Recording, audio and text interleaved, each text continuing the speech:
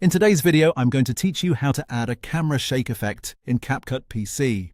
If you want to give your video a bit more energy or create that natural handheld bounce during a transition, CapCut makes it very easy to do. The key is using one of the built-in video effects and then adjusting it so it feels smooth and professional instead of looking too extreme. To get started, go to the very top left area of the CapCut window and click on the Effects tab. Once you're there, look over to the left sidebar under Video Effects. You'll see a list of categories. Scroll down through that list until you find the Nightclub folder, then click it to open it. This section contains several motion style effects, and that's where you'll find the shake effect we need. Now take a moment to browse through the effect thumbnails in that category until you find the one simply called Shake. When you see it, hover your mouse over the thumbnail and click the blue plus icon in the corner.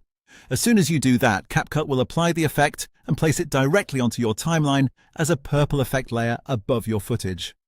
That purple bar is what controls the camera shake. So, if you don't immediately notice the movement in the preview, make sure the playhead is over the section where the effect has been added.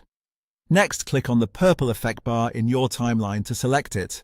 This is important because selecting it lets you customize how the shake behaves. After that, move your attention to the top right Properties panel.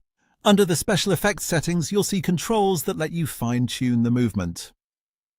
For a cleaner and more polished look, drag the speed slider down to around 15.